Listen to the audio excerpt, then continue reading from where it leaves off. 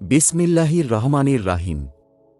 এই পরিচ্ছেদে একটি বিশেষ বিষয়ের উপর সতর্ক করা উদ্দেশ্য, আর উহা এই যে, বর্তমান যুগে তাবলীগের কাজে যে রূপ অবহেলা করা হইতেছে এবং ব্যাপকভাবে মানুষ এই কাজ হইতে একেবারে গাফেল হইয়া যাইতেছে। অনুরূপভাবে কোন লোকের মধ্যে একটি বিশেষ রোগ এই দেখা দিয়াছে যে, যখনই তারা ওয়াজ নসিহত, লেখা, বক্তৃতা ও তালিম, তাবলীগ ইত্যাদি কোন দিনই দায়িত্বের কাজ আরম্ভ করে তখনই তাহারা অন্যের ফিকিরে এমন ব্যস্ত হইয়া যায় যে, নিজের কথা একেবারেই ভুলিয়া যায়। অথচ অপরের সংশোধনের তুলনায় নিজের সংশোধনের গুরুত্ব ও প্রয়োজনীয়তা অনেক বেশি। অন্যকে নসিহত করিবে অথচ নিজে গুনাহের মধ্যে লিপ্ত থাকিবে। এইরূপ করা হইতে নবী করিম সাল্লাল্লাহু আলাইহি ওয়াসাল্লাম বিভিন্ন হাদিসে অত্যন্ত কঠোরভাবে নিষেধ করেছেন। মেরাজের রাত্রিতে হযরত নবী করিম সাল্লাল্লাহু আলাইহি ওয়াসাল্লাম একদল লোক দেখিতে পান, যাহাদের ঠোঁট আগুনের কাঁচি দ্বারা কাটা হইতেছিল। তিনি তাহাদের সম্পর্কে জিজ্ঞাসা করিলে হযরত জিবরাইল আলাইহিস সালাম বলিলেন, তারা আপনার উম্মতের ওই সকল ওয়ায়েজ ও বক্তা, যাহারা অন্যদেরকে নসিহত করিত কিন্তু নিজেরা ওই নসিহতের উপর আমল করিত না। এক হাদিসে বর্ণিত হয়েছে, কিছু সংখ্যক জান্নাতি লোক কোন জাহান্নামীকে জিজ্ঞাসা করিবে যে, তোমরা এইখানে কিভাবে পৌঁছালে, অথচ আমরা তো তোমাদের কথার উপর আমল করিয়াই জান্নাতে পৌঁছাইছি।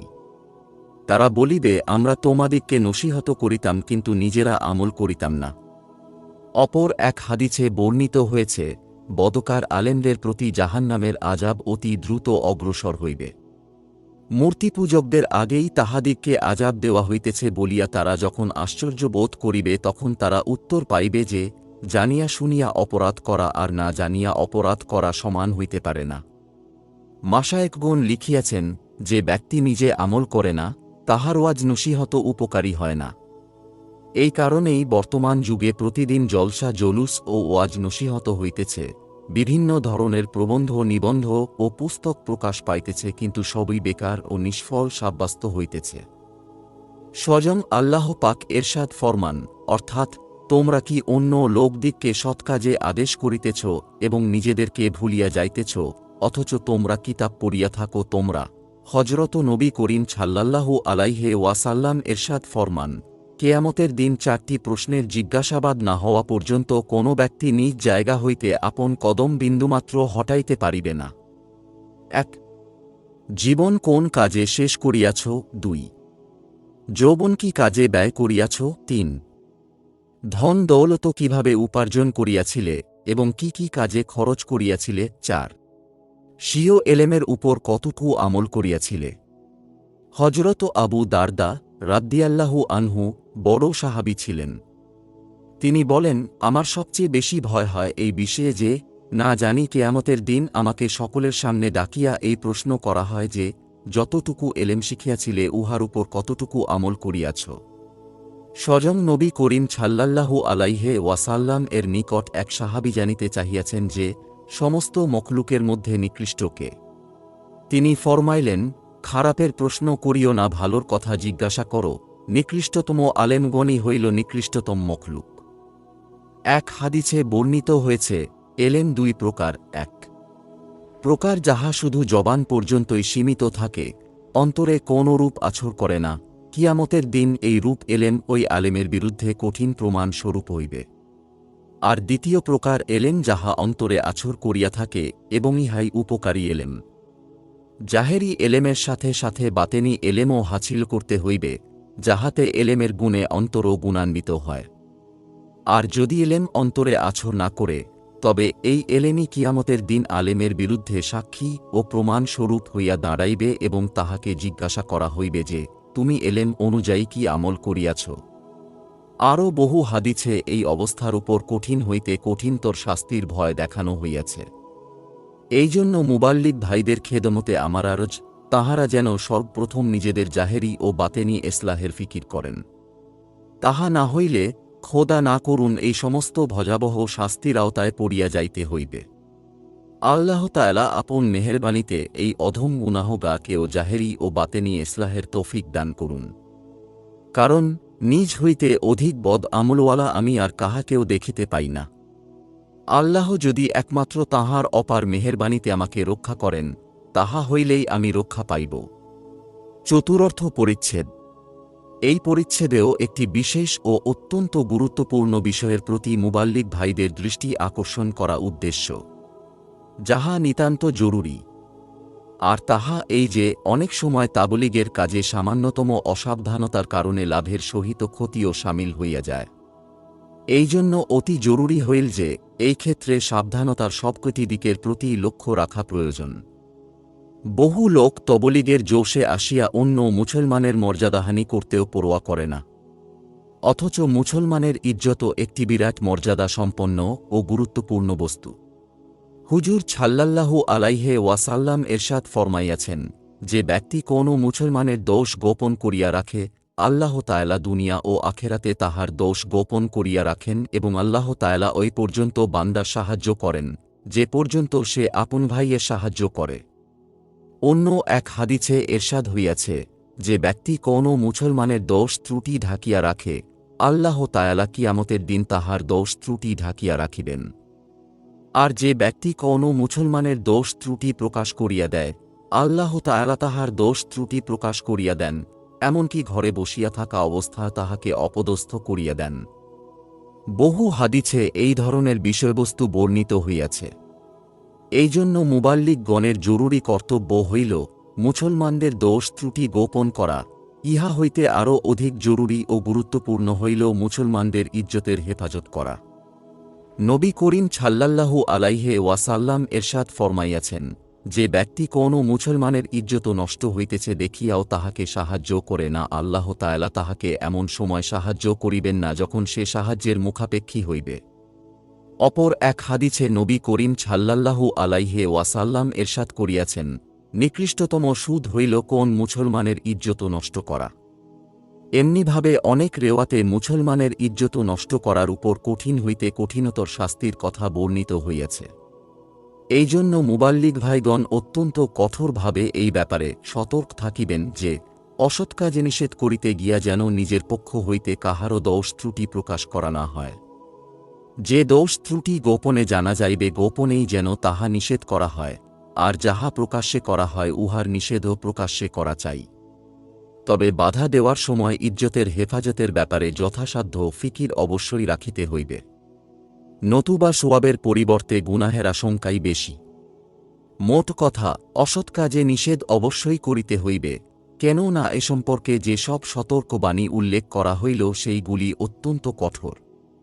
এই গুরুত্বপূর্ণ কাজ করিতে গিয়া অন্যের ইজ্জত রক্ষার ব্যাপারে সতর্ক থাকার পন্থা এই যে, প্রকাশ্য অন্যায়ের প্রতিকার যেমন নিঃসংকোচে প্রকাশ্যে করা হইবে, তেমনি খুবই খেয়াল রাখিতে হইবে যে গুনাহ অন্যায়কারীর পক্ষ হইতে প্রকাশ না পায়, উহা নিষেধ করিতে গিয়া নিজের পক্ষ হইতে যেন এমন কোন পন্থা অবলম্বন না করা হয় যাহার দরুন উহা প্রকাশ হইয়া যায়। তাবলীগের আদবের মধ্যে ইহাও একটি আদব যে, নম্রতা অবলম্বন করিবে। খলিফা মামুনুর রশিদকে কোন ব্যক্তি কঠোর ভাষায় নসিহত করিলে তিনি বলিলেন, নম্রভাবে নসিহত করুন, কেননা আল্লাহ পাক আপনার চেয়ে শ্রেষ্ঠ হজরত মুছা ও হজরত হারুন আলাইহিস সালাম কে আমার চাইতে অধম ফেরাউনের নিকট যখন পাঠাইয়াছিলেন তখন নম্রভাবে নসিহত করিতে বলিয়াছিলেন, অর্থাৎ তোমরা তাহাকে নম্রভাবে উপদেশ দিবে, হয়তো সে নসিহত কবুল করিয়া নিবে। সূরা তাহা আয়াত ৪৪। এক যুবক হজরত নবী করিম সাল্লাল্লাহু আলাইহি ওয়াসাল্লাম এর খেদমতে উপস্থিত হইয়া আর্জ করিল, আমাকে জেনার অনুমতি দিয়া দিন। সাহাবায়ে কেরাম রাদিয়াল্লাহু আনহু ইহা সহ্য করিতে না পারিয়া ভীষণ রাগান্বিত হইতে লাগিলেন। কিন্তু হুজুর সাল্লাল্লাহু আলাইহি ওয়াসাল্লাম সেই যুবককে ডাকিয়া আরো কাছে আনিলেন এবং বলিলেন, দেখো তুমি কি ইহা পছন্দ করো যে কোনো ব্যক্তি তোমার মায়ের সহিত জেনা করুক? সে উত্তরে বলিল, আমার জীবন আপনার উপর কোরবান হোক, ইহা কখনো হইতে পারে না। হুজুর সাল্লাল্লাহু আলাইহি ওয়াসাল্লাম বলিলেন, অনুরূপভাবে কোন ব্যক্তি ইহা পছন্দ করে না যে কেহ তাহার মায়ের সহিত জেনা করুক। হুজুর সাল্লাল্লাহু আলাইহি ওয়াসাল্লাম পুনরায় বলিলেন, তুমি কি পছন্দ করো যে কেহ তোমার মেয়ের সহিত জেনা করুক? সে উত্তরে বলিল, আমার জান আপনার উপর কোরবান হোক, আমি ইহা কখনো পছন্দ করি না। হুজুর সাল্লাল্লাহু আলাইহি ওয়াসাল্লাম ফরমাইলেন, ঠিক এইভাবেই অন্য কোনো লোকও পছন্দ করে না যে তাহার মেয়েদের সহিত জেনা করা হোক। এইভাবে বোন, খালা, ফুফুর বিষয়েও উল্লেখ করিয়া হুজুর সাল্লাল্লাহু আলাইহি ওয়াসাল্লাম যুবকের বুকের উপর হাত রাখিয়া দোয়া করিলেন, ইয়া আল্লাহ, তাহার অন্তরকে পবিত্র করিয়া দিন, গুনাহ মাফ করিয়া দিন এবং লজ্জাস্থানকে গুনাহ হইতে হেফাজত করুন। এই হাদিসের বর্ণনাকারী বলেন, ইহার পর হইতে জেনার চাইতে ঘৃণিত তাহার নিকট আর কিছুই ছিল না। কাউকে বুঝানোর সময় দেওয়া, চেষ্টা, নসিহত ও নম্রতার সহিত এইরূপ চিন্তা করিয়া বুঝাইবে যে, তাহার স্থলে কেহ আমাকে নসিহত করিলে আমি নিজের জন্য কিরূপ ব্যবহার পছন্দ করিতাম। পঞ্চম পরিচ্ছেদ। এই পরিচ্ছেদেও মুবাল্লিগগণের খেদমতে একটি জরুরি বিষয় আর্জ করিতেছি, তাহারা যেন নিজেদের বয়ান ও লেখনীকে পরিপূর্ণ এখলাসের গুণে গুণান্বিত করেন। কেননা এখলাসের সহিত অল্প আমলও দ্বীনী এবং দুনিয়াবী ফলাফলের দিক দিয়া অনেক বড়। আর এখলাসবিহীন আমল না দুনিয়াতে কোনো উপকার পৌঁছায় না, আখেরাতে ইহার বিনিময়ে কোনো পুরস্কার পাওয়া যায়। নবী করিম সাল্লাল্লাহু আলাইহি ওয়াসাল্লাম এরশাদ ফরমাইয়াছেন, আল্লাহ তাআলা তোমাদের বাহ্যিক দূরত ও সম্পদ দেখেন না, তিনি তোমাদের অন্তর ও আমল দেখেন। অন্য এক হাদিসে বর্ণিত হইয়াছে, নবী করিম সাল্লাল্লাহু আলাইহি ওয়াসাল্লামকে এক ব্যক্তি জিজ্ঞাসা করিল, ইয়া রাসূলাল্লাহ, ঈমান কি? তিনি উত্তর করিলেন, এখলাস। তারগিব নামক কিতাবের অনেক রিওয়ায়াতে এই বিষয়টি উল্লেখ করা হয়েছে। আরও এক হাদিসে বর্ণিত হয়েছে, হযরত মুয়াজ রাদিয়াল্লাহু আনহু কে যখন নবী করিম সাল্লাল্লাহু আলাইহি ওয়াসাল্লাম ইয়ামান দেশের গভর্নর বানাইয়া পাঠাইতেছিলেন, তখন তিনি আরজ করিলেন, ইয়া রাসূলাল্লাহ, আমাকে কিছু নসিহত করুন। তখন হুজুর সাল্লাল্লাহু আলাইহি ওয়াসাল্লাম ফরমাইলেন, দিনের কাজে এখলাসের ইহতেমাম করিবে, কেননা এখলাসের সহিত সামান্য আমলও যথেষ্ট। এক হাদিসে এরশাদ হইয়াছে, আল্লাহ তাআলা আমলের মধ্যে শুধু ওই আমলই কবুল করেন যাহা একমাত্র তাঁহার জন্যই করা হয়। আরেক হাদিসে এরশাদ হইয়াছে, আল্লাহ তাআলা এরশাদ ফরমাইয়াছেন, আমি অংশীদারির ব্যাপারে সকল শরীকদারের চাইতে অধিক বেনিয়াজ ও অমুখাপেক্ষী। অর্থাৎ দুনিয়ার শরীকরা অংশীদারির মুখাপেক্ষী ও ইহাতে সন্তুষ্ট হয়, কিন্তু আমি সম্পূর্ণ শরীকবিহীন একক স্রষ্টা, কাহারও পরোয়া করি না। এবাদতের মধ্যে কাহারও অংশীদারিত্ব পছন্দ করি না। যে ব্যক্তি এমন কোন আমল করে যাহার মধ্যে আমার সহিত অন্য কাহাকেও শরীক করিয়া লয়, আমি উহাকে তাহার শরীকের সপর্দ করিয়া দেই। অন্য রেওয়াতে আছে, আমি উহা হইতে মুক্ত হইয়া যাই। আরেক হাদিসে বর্ণিত হইয়াছে, কিয়ামতের দিন হাসরের ময়দানে এক ঘোষণাকারী উচ্চস্বরে ঘোষণা করিবে, যে ব্যক্তি কোন আমলের মধ্যে অন্য কাউকে শরীক করিয়াছে, সে যেন তাহার আমলের সওয়াব ও পুরস্কার তারই নিকট হইতে চাহিয়া লয়।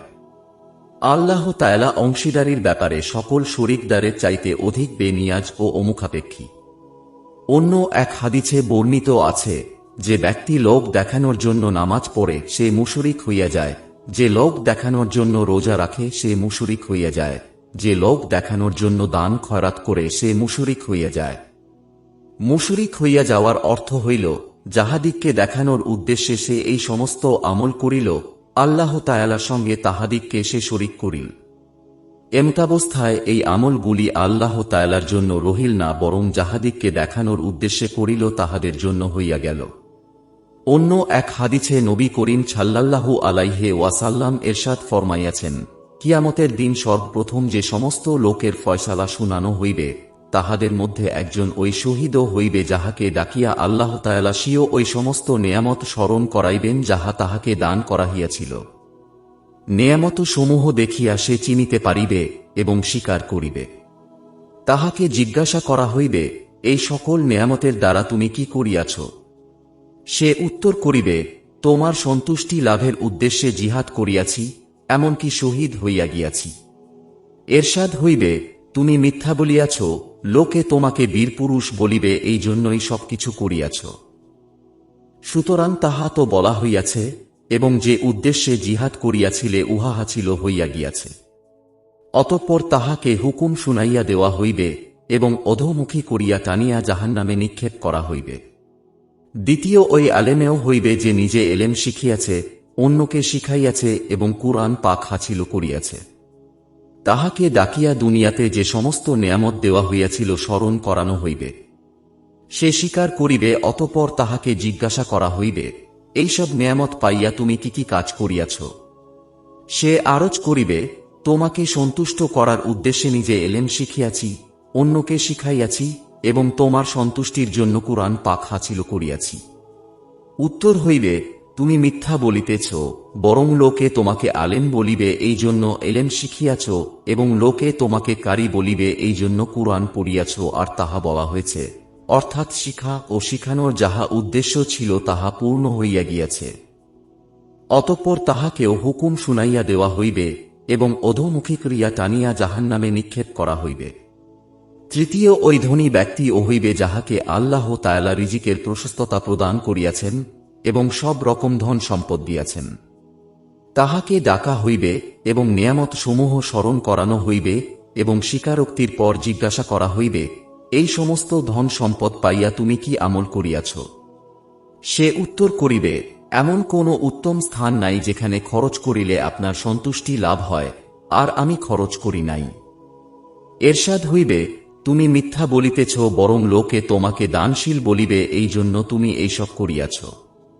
সুতরাং উহা বলা হয়েছে, অতঃপর তাহাকেও হুকুম অনুযায়ী জাহান্নামে টানিয়া ফেলিয়া দেওয়া হইবে।